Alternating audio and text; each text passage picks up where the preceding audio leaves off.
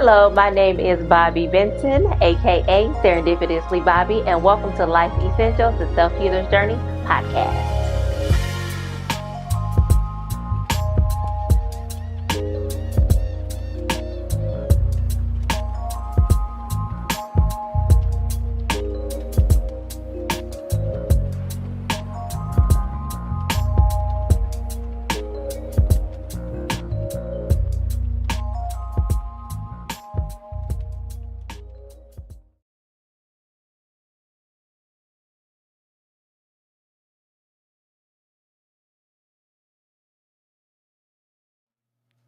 Hello, everyone, and welcome to Life Essentials, the Self Healer's Journey podcast. Guys, welcome back. I have been gone for a while, and tonight, guys, you are in for a treat. I have the lovely Miss Marquita Felder and Tracy Jackson from the organization My Side. So say hey, ladies. Look at y'all camera. Say hey. Hello, everyone. Hello. So before we jump into our conversation, I am going to share a bit about Marquita and Tracy. So first, Miss Tracy Felder was born and raised on the west side of the city of Detroit. She attended one of Detroit's magnet high schools, Cass Tech High School. She earned a bachelor's degree in social work from Eastern Michigan University in Ypsilanti, Michigan. She went to further her studies and earned a master's in social work from Wayne State University in 2001 with a concentration in children and families. She has worked in the human service field for more than 22 years, serving minority youth and families in the Detroit community. Marquita began her career as a wraparound facilitator, juvenile justice case manager responsible for coordinating the care of youth placed in Wayne County's Department of Juvenile and Youth Services, utilizing a multi system approach to care with a goal of preventing out of home placements or reducing the length of placements for those people placed in care.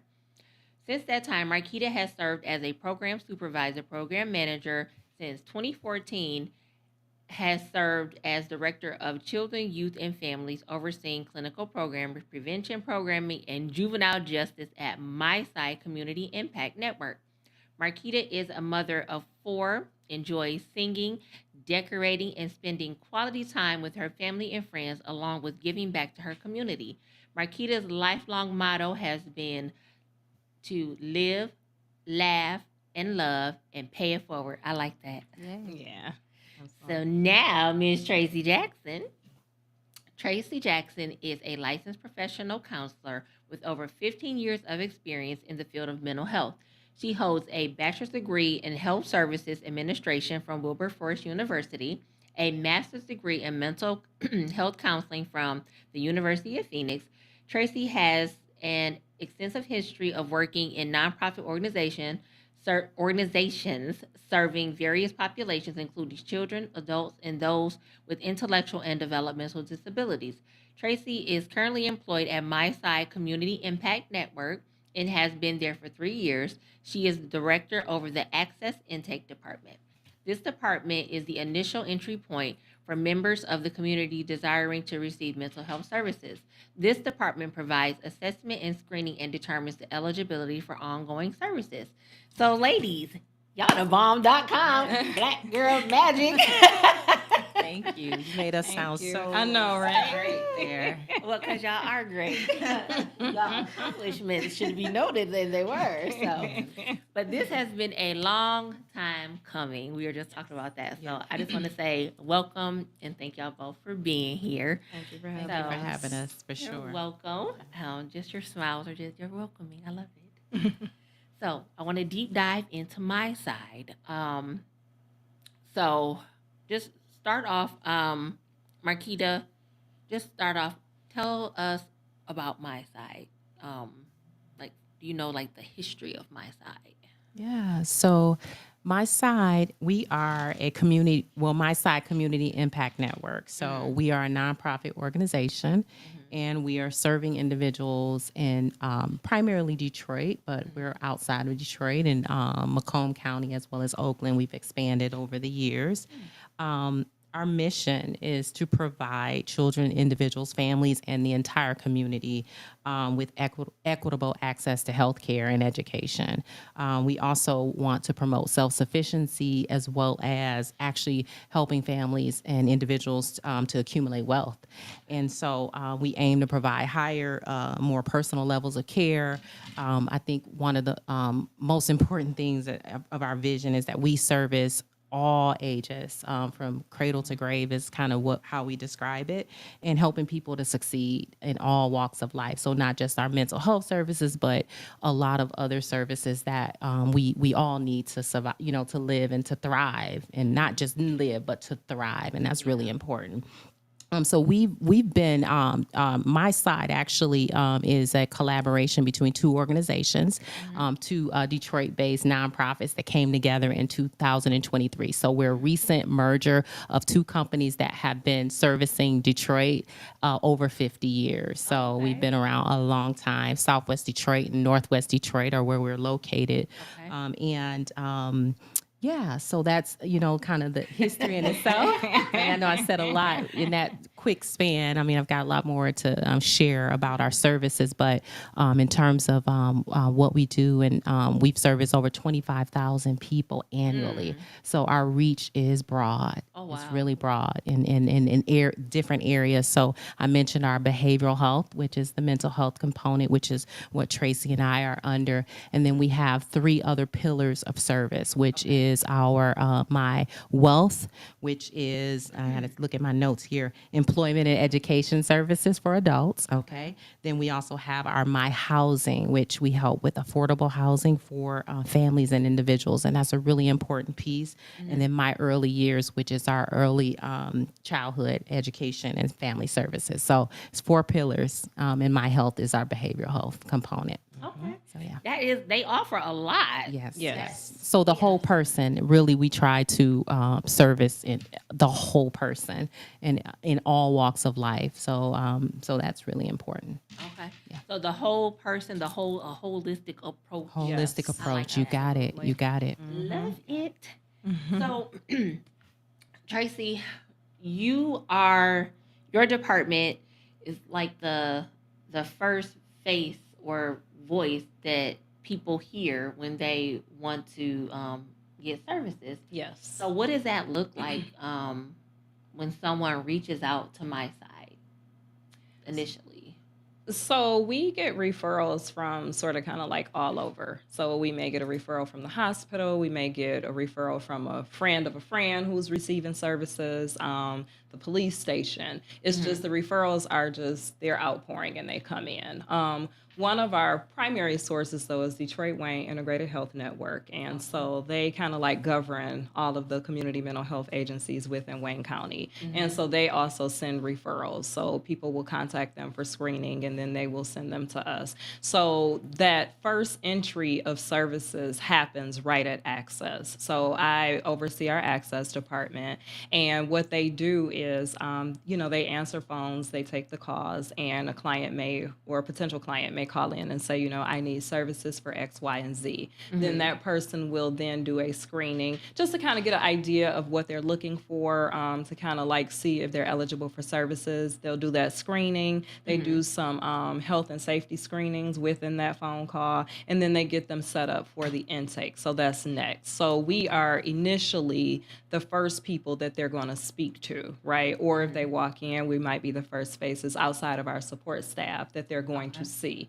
And so once they come in for that intake appointment, then my intake clinician, they will then do some further clinical assessments to assess the actual needs of this person, and whether it's a child and or adult or a family, just to kind of see where they fit, where they belong. And so access and intake, it is under the pillar of my health. And so again, like I said, it starts there. And so the intake is usually about 2 hours, just really kind of depends depends on what's going on with the family. So during this time, and what I really like about intake is that, we are that first face, and so we get to make that first impression. So, first impression can be the lasting impression. So we make sure that we have positive attitudes. We're meeting people where they are, because we get people from all walks of life. And so you never know what you're going to get coming through that door. I may have talked to you on the phone, but I have not seen you. I have not met you.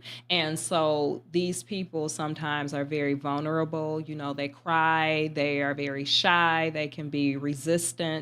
Some people, they're very open. So it just really depends. And so when I'm even trying to interview somebody for an intake position, I want to know what your person skills are. Are you oriented to people, and, are you empathetic? Are you meeting people where they are?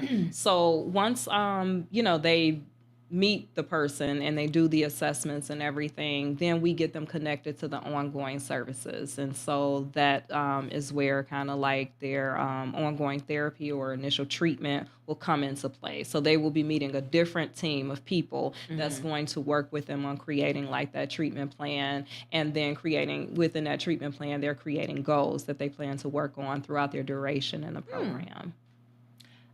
I love this. I love it.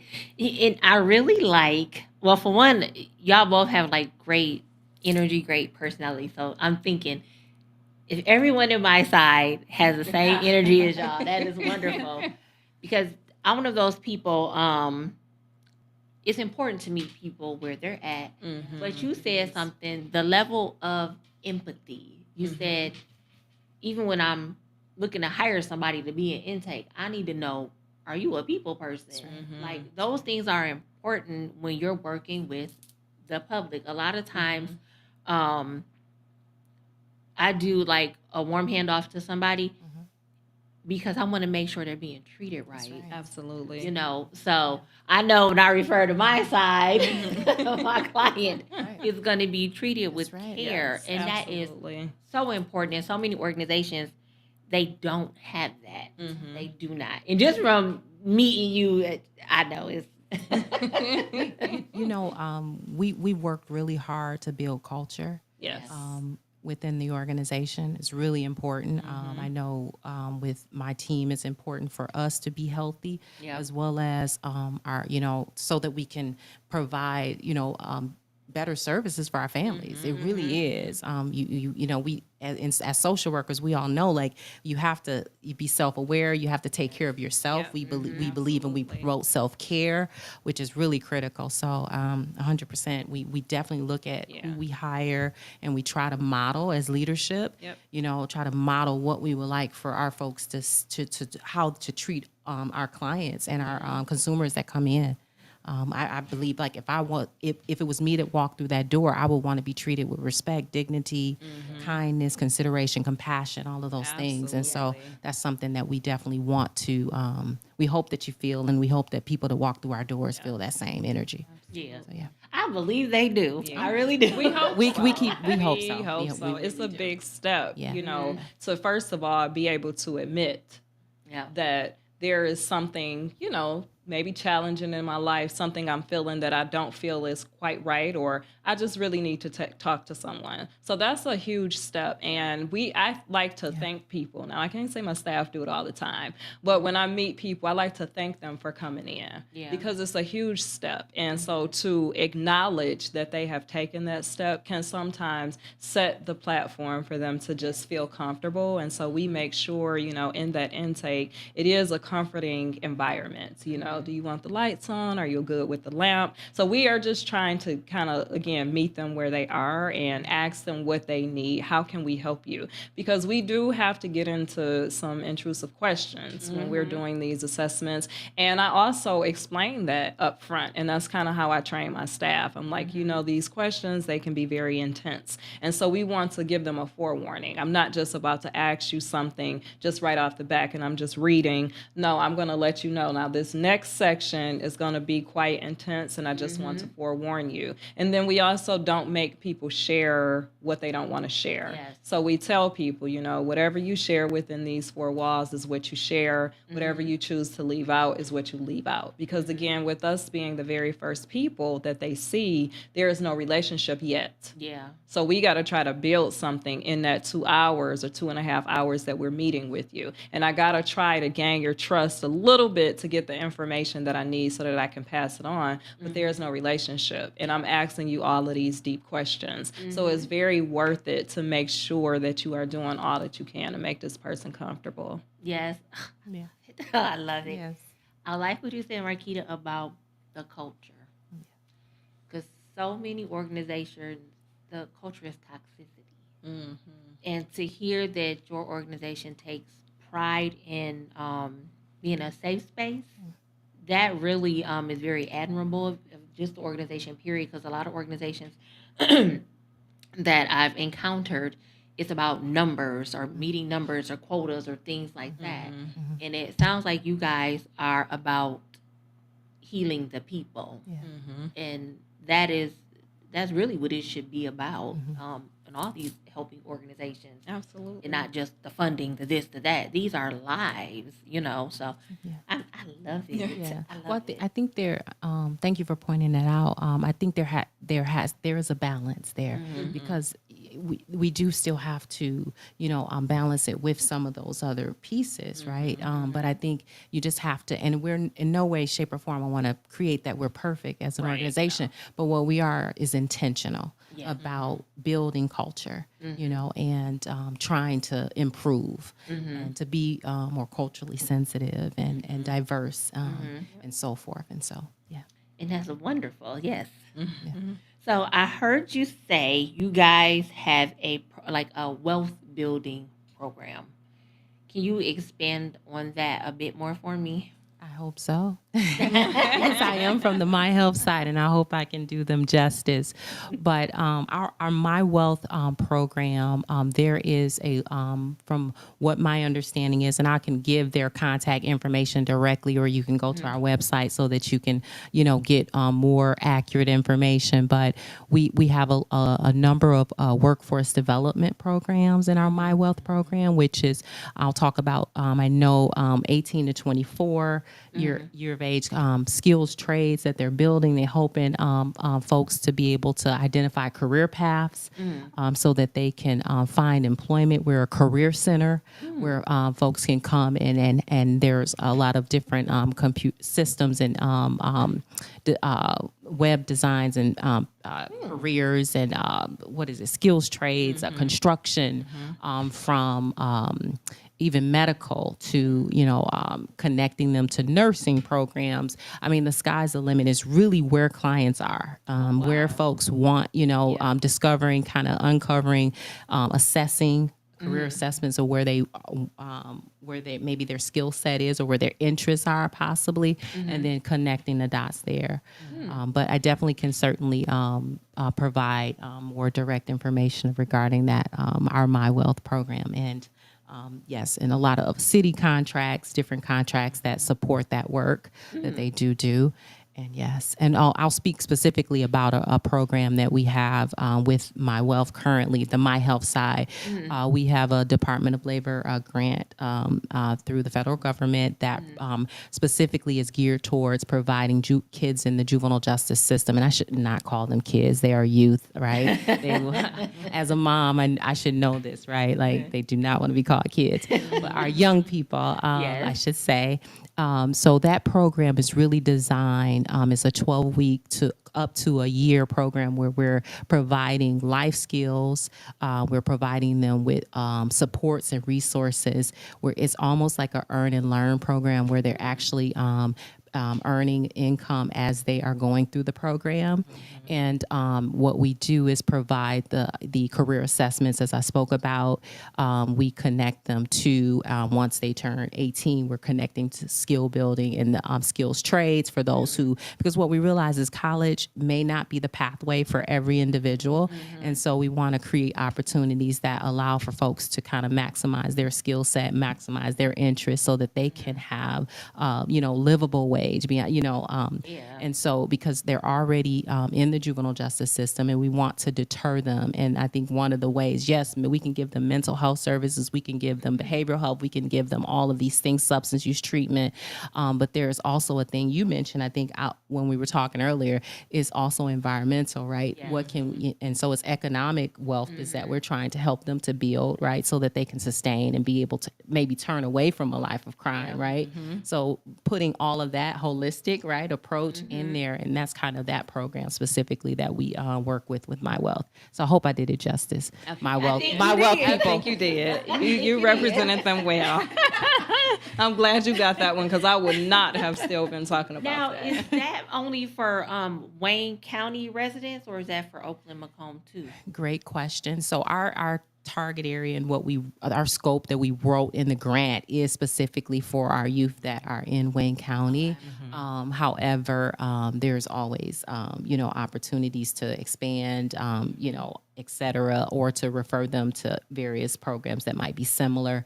But for the most part, primarily, yes, Wayne County residents. For now the career centers, I'm not 100% sure about, but typically it is Wayne County Yeah. specifically. Yeah. That is, it reminds me of what Michigan Works has going on with OCC. They have something similar. to that Yeah. going Yeah. on. We Yeah. refer, well, in my other life, we refer kids to that program. Yeah, in yeah. Oakland County. Yeah. But I love, man, y'all got a lot. Yeah. So under that umbrella, they are a Michigan Works site. Yes, They yes, are. they So are. yes, so that the career center actually, because I'm thinking about those labels that I see. But yes, they are a Michigan Works site. Okay. Yes. Wow, Yes. y'all got a lot. Ooh, okay. And when you think about going, like, connecting individuals to those services that may live outside of Wayne County, that's where Donna comes into play as Okay. our resource navigator. So it's like we may be specific to Wayne, but she can connect you to some other counties. If you're a client of ours and, you might live in Oakland or you might live in Macomb, that's her role to kind of figure out what resources are within those counties that mirror what we provide and get them connected to those. Say hi to Donna. Hey, Donna. So that is good to know. I'm going to store all of this. Well, you don't have to store because you can go to our website. Yeah, and the information there's is a lot of there. information, Yes, and so we absolutely. encourage On people to each do that pillar. for sure. I really like that navigator position is there because I'm one of those cross county people. I Yeah. don't believe that one county should just Mm-hmm. afford all of the services. right. Yes. That's right. Yeah, it should be shared. It should be. Absolutely. shared. There should be a And then- balance there. Just because I live in Oakland County, this program may be a better fit for me in Wayne County. I Absolutely. wish that That's right. funding sources and things thought like that. Mhm. Yeah. Maybe have little caveats to where circumstances, Yeah. Yeah. So one thing I want to point out really quick before we move on. So we are a CCBHC, which is a Certified Behavioral Health Clinic.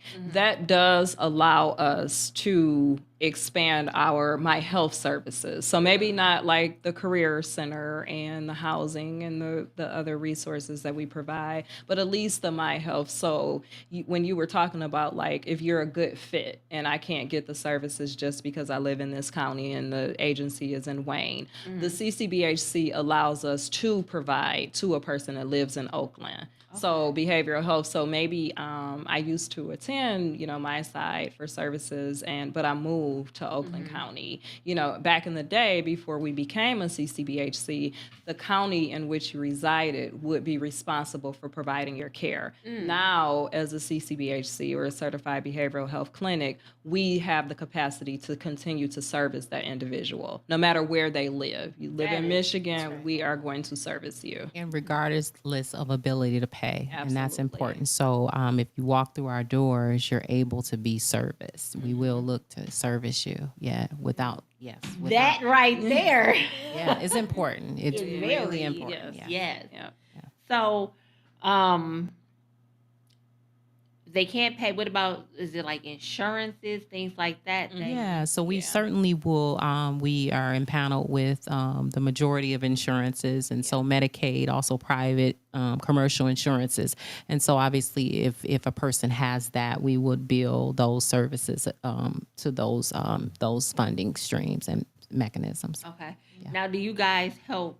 So, say if someone doesn't have DHS assistance or any insurance or anything like that, do you have like navigators to help them sign up? for Trying. services? Yes, we do. We Absolutely. have Okay. case managers, and they Okay. can help connect them to DHHS and try and get those services back established. Yeah, one But stop we're not shopping. turning them. Yeah, but we're not, like she said, we're not turning them away because they don't have the insurance. We are able to provide the services. Oh, this is just so wonderful. It is. Okay. Oh, you covered that. Oh, you guys offer bilingual, bicultural services for the Hispanic community. Share more about that. Yeah. So so I'm going to say that we are really fortunate that our workforce is, we try to make sure that it's a representation of the community that we serve. And a large part of our community in Southwest Detroit are bilingual speaking families. And so our staff ratio is that, to reflect that. And so we're really happy that we're able to offer our services in the native language of those that come into our to our care, which is really important. And whether that's Spanish or it's other dialects or other, we contract with companies to be able to provide those services in that language, and so that's really important, a piece of it. And of course, as with that, just being more culturally aware and tailoring services to minority families in general is something that we try to improve on, year after year. I mean, I don't think you ever arrive in terms of core competency, but you definitely try to strive to improve in those areas. Yes, that's wonderful. I love that. Very. I remember back in the day, I worked. I don't know about, they thought because I look Hispanic, Oh, okay. but I was always assigned cases. Oh, okay. I don't speak no Spanish, but I was able. I was able to help people. Yeah, yeah. But I am so glad that you guys do that. That is wonderful. Absolutely. Let me see. You said anybody is eligible for services, so that's wonderful. So you address, so on the my health side of it, I see chronic addiction. Now, how does that look if someone that has addiction issues come to you guys? Like, how does that look, providing them with services?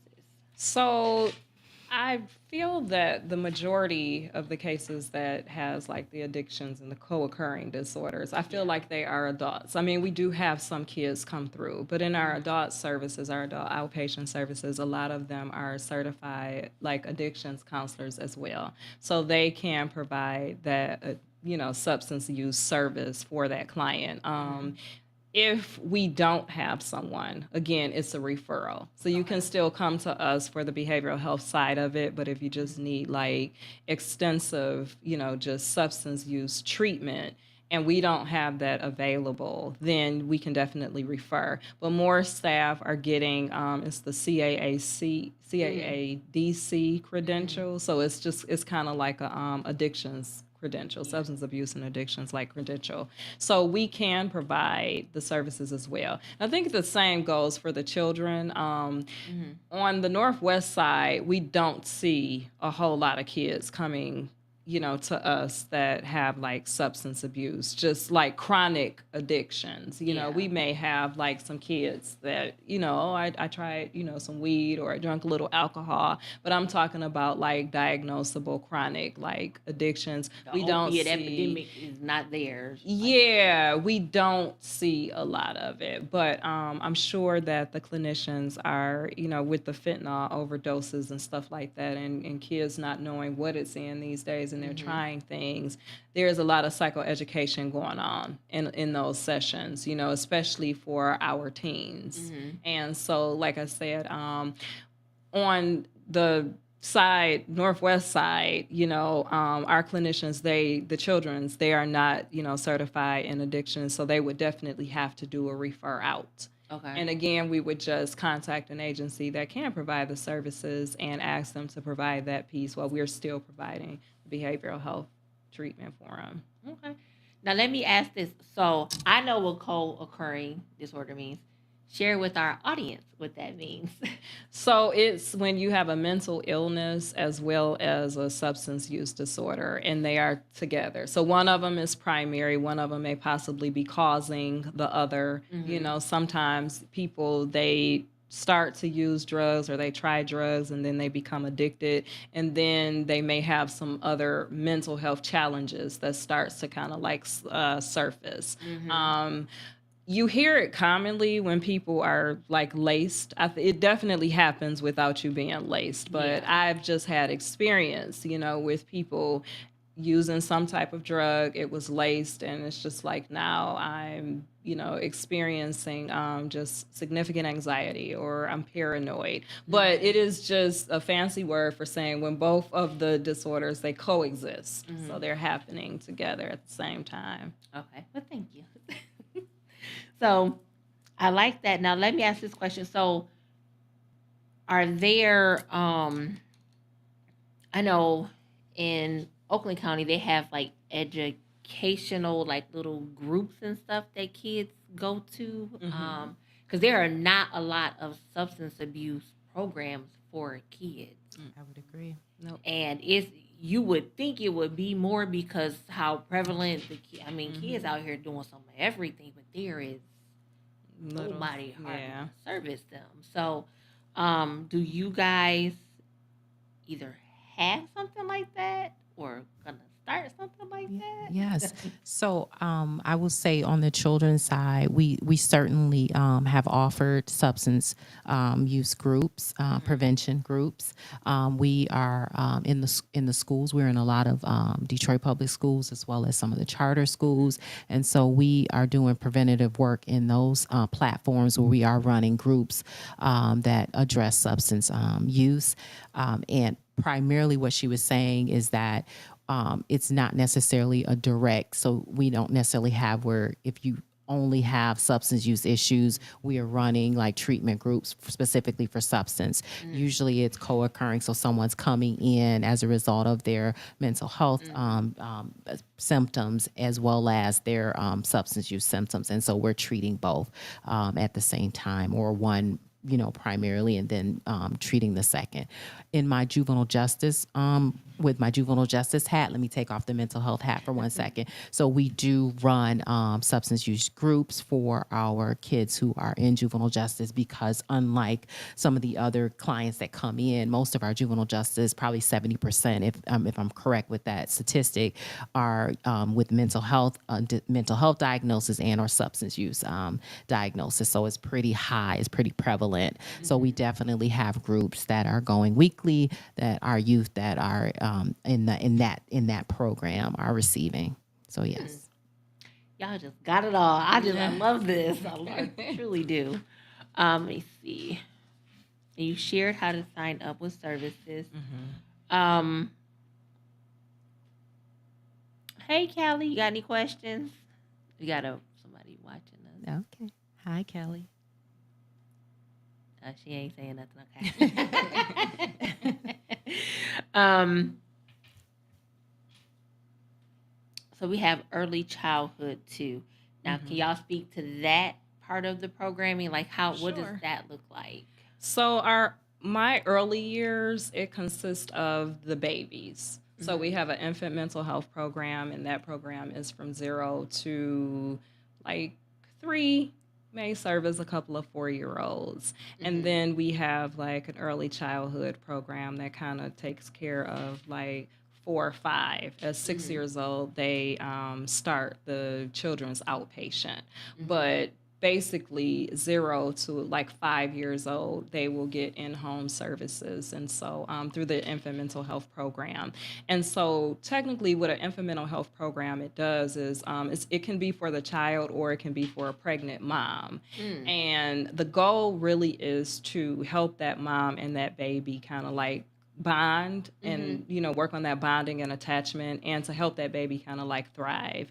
And so there is no age limit for the mom if she has a young one and they're within that age group, or if she's pregnant and she's kind of like maybe struggling with just the fact that I'm either getting ready to walk into motherhood or I'm already there with these younger kids. I'm having a difficult time with bonding and attachment. I feel withdrawn. I may have postpartum depression or what have you. That is the perfect program for them. So the therapists, like I said, they go out to the home and they're working with the child and the parent. And it could be a dad too. So they're working with the whole family collectively to kind of like incorporate that bonding and attachment, what it looks like. So there's a lot of modeling and, for the parent of what different things may look like with the child. And then they, the parent will go ahead and reciprocate that and do that with the child. And so, again, those services are home-based.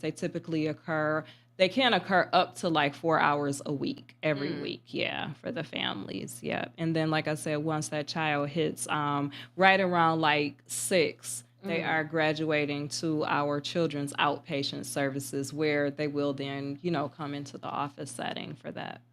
Oh, that's wonderful. Oh, because a lot of times people lack of transportation, things like that. Oh, yeah. Will prevent them from even getting services. So Yeah. to come to the home, Yep. that is Yeah, awesome. and it could be a vulnerable population too, especially, you're talking 0. So who's bringing their baby out in weather like this, right? And so to have that luxury of somebody coming, to my house, So again, that's where, because they do their own intakes, and that's where that impression, that first impression makes a world of difference because I'm allowing you to come into my house now. Yeah. A lot of people struggle with having somebody come into their personal space for whatever reason. I don't want you to know where I live. I don't want you to know what I live like, whatever it is. So it's very, very important that when we are, employing people at my side, they have the right attitudes, they have the right intentions to work with these people, and you're leaving your biases at the door, your judgments, you're leaving all of that at the door, and because you're walking into their world. Yes. And so you essentially have to adapt to what you're walking into. Now, you might not like it, and that's the thing. You don't have to kind of like everything that you do, but you have to be, a certain way. You have to be empathetic, and you have to be able to show that to the family so that they can trust you and open that door for you to provide the services. Otherwise, you provide on the porch and they in the house. So that is important. I wouldn't open up the door if I didn't get that kind of experience. And that's the thing. Really? Like, you're not gonna come in my house. Yeah, I wouldn't want to work with you if That you part, treat me like that. That's right. Absolutely. And I think too, when we're working with families, and particularly when you're talking about an individual's own culture, the way that they raise, the way that they rear, is very important that we approach that in a way that it is not that we're not blaming, we're not shaming, that we are like you are the expert of your family and your children and your life. And so we're here to just give a few nuggets of what we've learned over the years with these textbooks, right? Those universities and even some of the lived experience, to share some of that with you. And hopefully we can kind of collaborate and, come up with a plan and strengthen the skills that you already have as a parent. And that's really important. Yeah. To make sure that we're coming across that way, that we're not coming like we're fixing, this or that. Is really we're working with You're the you. authoritarian. Or we're the authoritarian and we know it all. And no, that's hopefully not the approach that any of our clinicians are taking. Yeah. I love that. Marquita made a key point about like them being like they already have the skills. And that's how I approach people. You know, we use a person-centered approach. We should be using that, Yeah. you know, with everybody that we service. And I tell people, you're the driver of your own treatment. I'm just a passenger that's going on this journey with you, and to sometimes shed light on a different perspective, just to help you get to the solutions that you want. Not my solution, but the solutions that you're trying to get to. And so, like she said, they have the skills, they have the knowledge. Sometimes it's the implementation Yeah. that just needs a little just fine tuning. Yeah, and Support, just to show resources. you, just maybe how to implement this in a different way, you know. But we are not trying to come and change the complete dynamic of your family or you as an individual. You know, even as an adult coming through my door, you have the tools, you know, and I may have some additional tools that you may have not thought about. So we do let people know that right at the door, like this is about you, because otherwise you will, and it helps them become accountable. And Yeah. it helps them become motivated in what they want their treatment to look like. And, you know, I tell people, I'm with you just 1 hour a week. You're with you or you're with your child all of the rest of this time. So if we're only doing what we're doing in my office for that 1 hour, so that's about 4 hours a month versus your however many hours it is in a month with this kid or even with yourself, and you're not doing these things or following through, then of what benefit are we to you? Yep. So we try to make sure that while we are empathetic, we also just have to make sure that we're realistic too. Because Yes. I can't promise you that this is going to change, especially if you're not doing the work. So it's very important that we have, you know, conversations like that with people from time to time. Yeah, those hard conversations are the ones that are the life changers, though. Absolutely. It's like you have to be comfortable having hard conversations, doing this work. You have to, because if you're gonna, to me, it's like you're enabling people. If you're tiptoeing around and stuff like that. Yeah. So, yeah. Yep. I love y'all. Yeah. I love it. Dang, time done flew by already. He said it would go. He was like, before you know it, he caught it. Yes. Time flies when you're having fun. What is that, Yes. Jackson? So, because we are running out of time, so share, either one of y'all can share. If someone wants to get services from my side, oh, I did want to ask this question too. Do you take, does CPS like refer to you guys for like the infant program, the children's program? Yes. Okay. Yes, they make Absolutely. referrals as Yes, well. they do. Okay. I was just, Certainly do.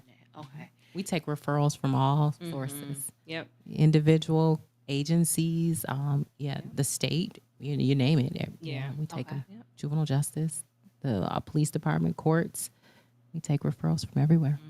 And I hope some funding open up to really do some stuff. 'Cause y'all got a lot of good stuff. Oh, the schools. Yeah, that's Yeah. a big referral source. Yeah. I believe it. Yes. Yeah, I believe it. Yes. Yep. So share, Marquita or Tracy, whomever, share, if someone wants to reach out, where do they go? How do they reach out to you guys?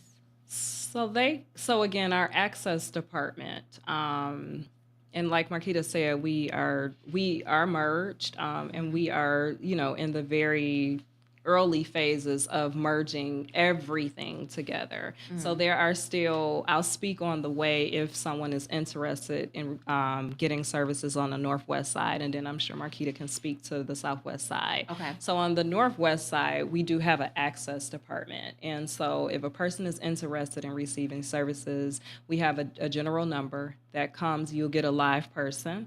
And I can say the number if that helps. Yeah, I'm going to type it in the chat. What is the number? Okay, so it's 313-531-2500. 2500. And Yep. This is for which side? This is for the Northwest side of Detroit. And then for the Southwest side is 313. Oh, wait. Oh, sorry. Detroit. And then South. It's these bifocals, y'all. Hold on. That's okay. I get it.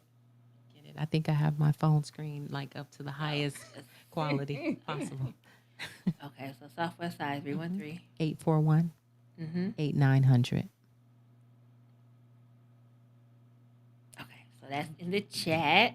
So Yeah. it'll be there if somebody watches.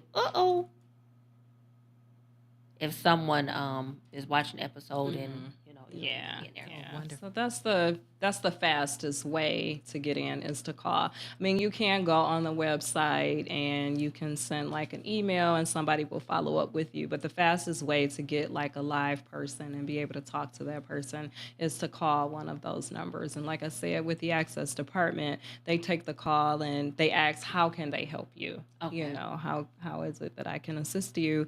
And once the person start talking about like what it is that they need, if they are talking about like getting services, that's when they will start doing those screenings. So Okay. collecting information, doing the screenings, which ultimately results in them scheduling an intake appointment for them to come out into one of the agencies and get an intake. Okay. And then the website is what? www.myside, that's MISIDE.org. Thank you. Hi, Kia. That's his sister. Hi, Kia. So, guys, this has been really great. I just want to say thank you both. You have been a joy. I enjoy talking to y'all on and off. Yes, yes. It's been a So, pleasure. Thank you. But real quick, I am going to do my little advertisement. Can you pop up the card for me, please?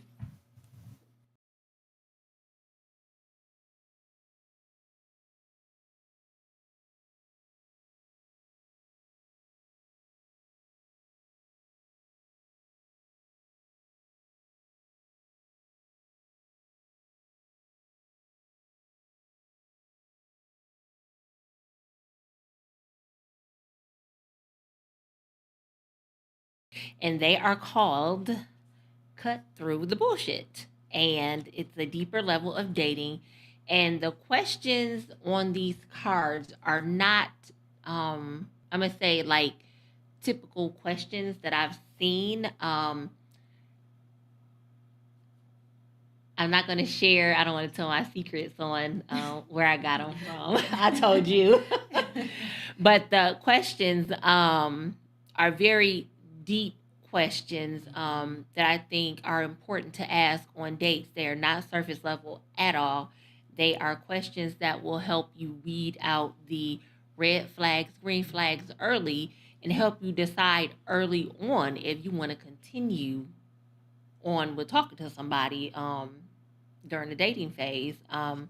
Or if you wanted to, if you've been kicking it with somebody for a couple months and you're like, did you make those cards? Yep, I did, Kia. I did. I'm proud of my little cards. Cute. But Very cute. the cards are very very pretty and sturdy too. Beautiful, yes. They're all handmade, quality. They're made from linen, so they're very quality material. I sit in my basement and cut. So they're made with loving care.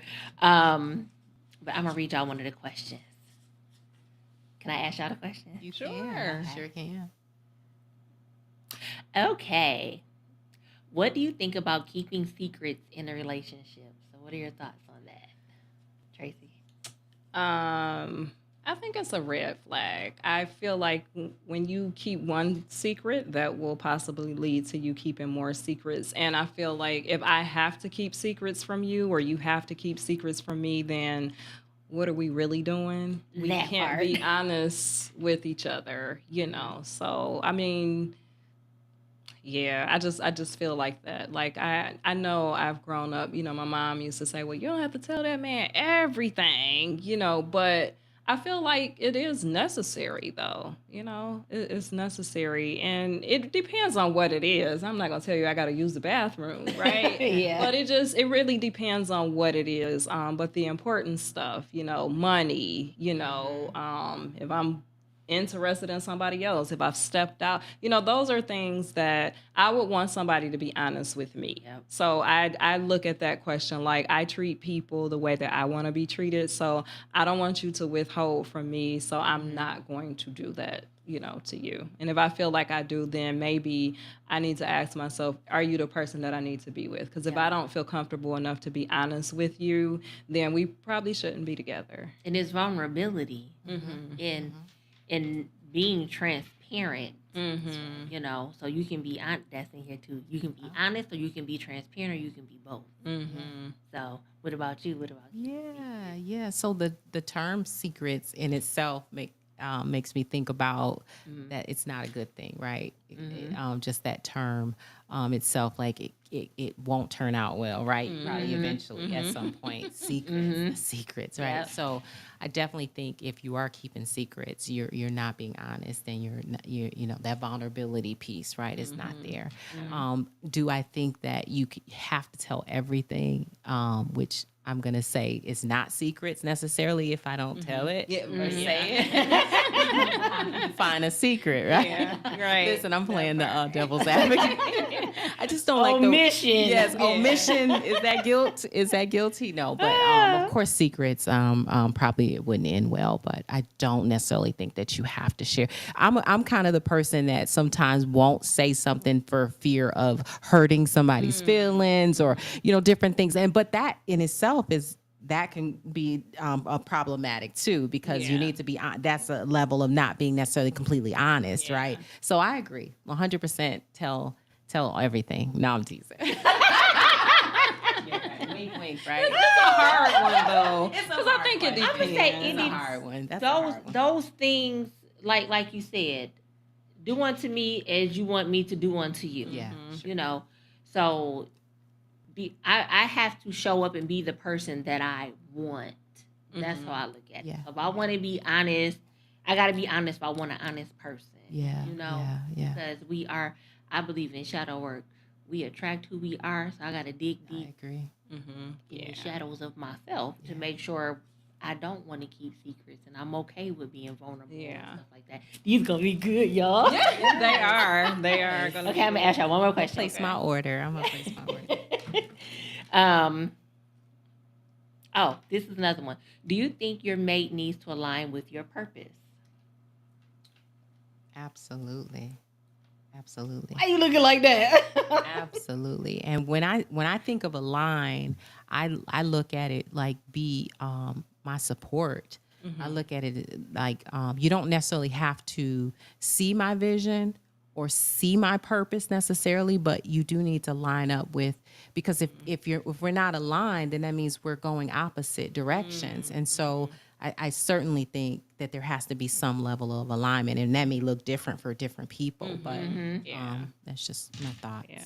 Why you look like You had that? a different What? perspective. I did, Yeah. Go but ahead, when you broke it down, Marquita, it made sense, and it just so Sante and I were talking earlier about, like, I have a kid that's getting ready to graduate high school and he's getting ready to go to college, and so my husband and I, we have different views as to how somebody should pick a career. My husband is like, you need to go where the money at.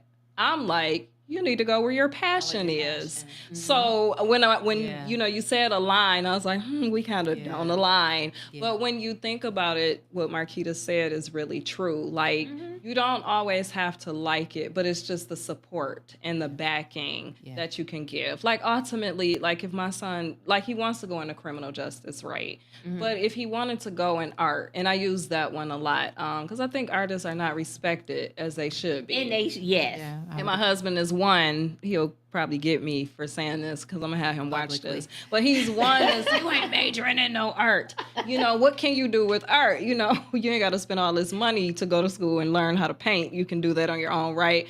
But if that is what your passion is, then I feel like you better be the best artist you can be. And so I feel like we kind of like go separate ways a little bit, but I think at the end of the day, we would support each other to kind of like get back on track. So that's why I kind of made a face like, I'm having them problems right now. But no, it's serious. I think at the end of the day, we will still support and not necessarily always agree with and or like it. But because I'm with you, I'm going to support you as long as it's legal. Yeah, that's my thing. Is it It's legal? illegal. Yeah, Yes. And there's it's a not caveat. hurting There's a caveat, anybody. yeah. So This is, I'm going to ask y'all one more. That's fine.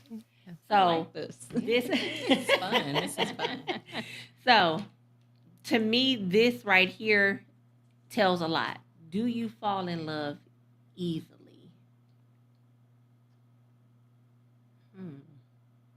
Why you looking like that? I haven't been in a lot in my life of like just really serious relationships. And I think the ones that I've, especially before my husband, so I've been married, it'll be 14 years in July. So prior to him, it was probably maybe only two other people. And I was in my 20s when I got married. So it was only two other people that I guess I was in love with them. I thought that that was just love. You know, I guess I can genuinely say I love them, right? And it wasn't easy. It took work. You know, it took time to kind of like get there. So I guess for me, I'm gonna kind of say no. It's not. I gotta see what you're working with. Although they were failed relationships, and I look back like, what were you thinking? But it's still like it wasn't easy to get there. You know, there's got to be like chemistry. There's got to be like a connection. You know, I can't say that when I first met my husband, I fell in love with him. I liked the conversation that we had and the conversations after that that we were having. So it was just, yeah, it was kind of like, you know, I don't love you yet. You know, and when he actually told me first, and I was like, dang, am I supposed to say it too? You know, so I waited like a week. I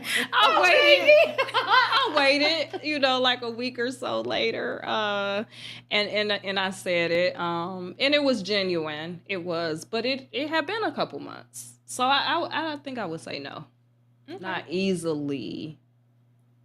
No, at least in my experience. To me, that's a green flag. Now, what about you? Okay. Okay, so as a hopeless romantic on this podcast today, so in my earlier days, my heydays, I would say absolutely. Pisces, throw that out there. So red flags all over the place. Because, but what I did was confuse infatuation and that euphoric feeling, that immediate, that spark as love. Now, as you mature, you experience a few things, heartbreak, all those life lessons, right? You learn and understand that no, it takes time. It takes. Oh, I'm not going to say that because some people, I believe. I'm kind of both sides. They like sometimes I believe you can. I don't think that it's impossible to love there are quickly people that do. and fall quickly. So I don't want to negate that. I think it does Sure. happen for some people, Yeah. but for me, it's a process now. Yeah. Yeah. See, I'm like you. So back in the day, I was enamored. That's right. I love him. But actually, it was a trauma bond, and I didn't even realize it. That's so, right. and I asked, so I came up with that question because of that, because the person who falls in love easily or quickly, they have some healing to do. Because it's like, why am I attached to this person or loving this person I don't even know? So that's why, like, That's right. that's how my brain thinks when I Yeah, thought of That's these right. questions. That's a great question. Yeah. A So, great question. If a dude is like, yeah, I fall in love easily, and how many girlfriends you done had in a month, bro? Like, you know, Yeah. Yes. you're a walking red flag. So, Yes. okay, let's do one more. Okay. Have you ever tried to change someone you were dating? Yeah. I think, yeah. And I mean, I'll use my husband as an example. You know, I think that people ideally would like for people to think and to feel the way that they think and they feel, you know. And I honestly think that the world would be a much better place when we learn that we cannot control those things for other people. We can only control them for ourselves. But have I tried to, and the same for him, have we both tried to like change each other's views about different things? Absolutely. But then it's like, okay, we can't, and we got to find a medium now, because I own my opinion, and that's how I kind of like operate now in life. And it took a while to get there, you know, for me to get there. It's like I own my opinion, you own your opinion, but what is the medium? Yeah. So I have tried to do it, and I will say it doesn't work. Now, can I impact somebody's life to motivate them to change? I think so. You know what I'm saying? Yeah. But ultimately, they still have to be the one that is receptive and they want to do it, you know, because have I tried to do that and it didn't work? Absolutely. You know what I'm saying? So I think a person can only make the change that they want to make, you know. That was a good one. Yeah, it was. I don't think that I have anything else to say other than because that was written. No, seriously. But I think this field that we work in, being in it 22 years plus, has given me a different lens of working with people and understanding that you can't change people. So I think that I've been very intentional in most cases of not trying to, because I don't want to be controlled. I don't want to be changed, you know, myself. And so I try to extend that courtesy. That's a green area for me, a green flag. Yes, yes. She's like, I got some green flags. So the reason why I came up with that question, and I don't know why I'm telling y'all the reason why I think. So with that question is, what's her name? Mel Robbins? She wrote a book called Let Them. We was just having that conversation. And I love that woman. She is so smart. So that made me think about, like, I got her book. It made me think about, like, my own life. All the relationships I have been in that failed is that I had this view of how I wanted it to go, and I was trying to change people instead of letting people show up As they are. who they are, and then I make the choice if I want to participate in it or not. And it's like it was that relationship scarcity mindset too of I'm never gonna find the right person, so I gotta change him into who I want him to be because he'll be fine, he this, he that. When actually I should have just let that person be who they are and walked away. So and a lot of times the person who is trying to change people has some controlling ways. It's some codependency there. So that is how my brain operated when I made these questions, y'all. But yeah, That's so a good one. Yeah, I listened to some of her podcasts. I was just telling Asante about it, and I couldn't think of her name, but I was like, let them, you know. Yeah. And it is true. You have to let people be who they are, and you have the choice. There's always a choice. Yep. Either you can roll with who they are, or you can make the choice to put some space in between you and that person and kind of move on. Yeah. It's not always that easy, though. I get that, but the choice is there. It's yours. Yeah. But that's where intentional dating comes from. And that's the thing too. People aren't well, I'm gonna say they're intentional about the wrong stuff. So it's like when you're healthy, intentional dating, these are the things that I have that I know I want for myself. While I'm out here dating, does that person align with where, if I know my purpose, do they align with that? I'm listening to everything they're saying. And that's why I don't go, I'm not starving and I don't need your $40 or your dinner. I want to talk to you on the telephone first. Let me get to, and this is a good deck of cards while you sitting on the phone with the homie. Ask your questions. I ain't got to know you got these cards. But ask your questions, and then you ain't even got to wait. Time is our most precious commodity. We cannot get it back. So I'm sorry. I don't need your dinner. Right. I don't need no movie. I want to know what's up here. That's right. You know, so. And that took understanding yourself, though. Yeah. Because I know earlier in life, I didn't know that. Right. You know? And so I look for those other things that, you know, but as you get older, you understand what you need. And so you look for that. Yep. For sure. Oh, girl, life was life. Life was life, and life be life. Life. Whoa. Yes. So, yeah, y'all made me feel so good about this. It Yay. should. Those are great. Those are great. Yes. So, I'm gonna get back in my basement and get to cutting. Yes, What did she say? absolutely. Oh, Kia said, where can you purchase them? So I have a website and all that stuff. And then what is they don't launch Kia until why am I looking at my phone? Kia, they don't launch until Saturday. But I'll send you the website and all that stuff. I gotta figure out how to market and all that stuff, y'all. This just was something God put in my head, and Spirit. I dropped just, it in there. you know, You know I what's think it's crazy? a He great wakes me up in thing. the middle of the night to work on this stuff. So Wow. And that's when you know it's your purpose. Oh, right? yeah, Mhm. You know yeah. when it's calling you. And Yes. he gave me Yes. everything I needed. When I say I inherited everything that I needed to make these cards. Wow. And you know what? Actually, I need to. She's deceased, but I'm gonna give credit in my whatever I do out here to this lady named Whitney.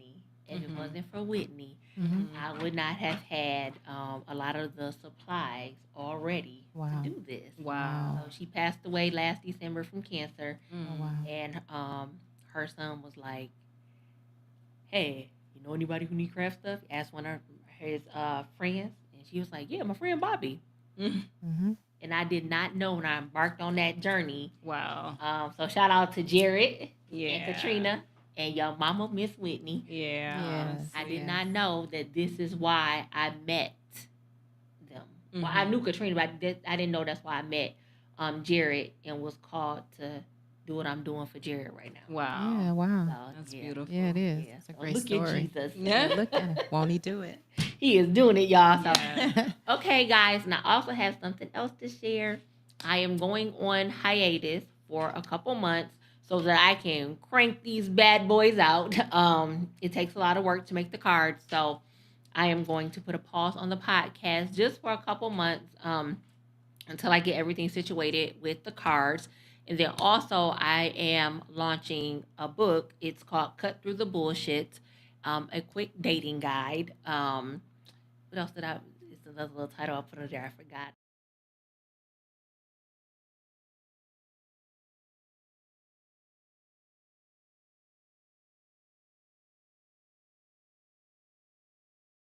Healthy dating. Healthy dating. So some of the stuff I've talked about here is in the book. And then also there will be a companion book coming for the cards. I gotta sit down and type it up to explain the red flags and green flags to each of the questions. Okay. I like So, that. That's coming too. That's right. So, That's awesome. all right, y'all. You say bye there. You say no. You say bye there. You say bye there. I'm gonna say bye everybody. here. Bye, Have a good everybody. evening. Have a good evening. Thanks again for having us. Yes. Thank you for This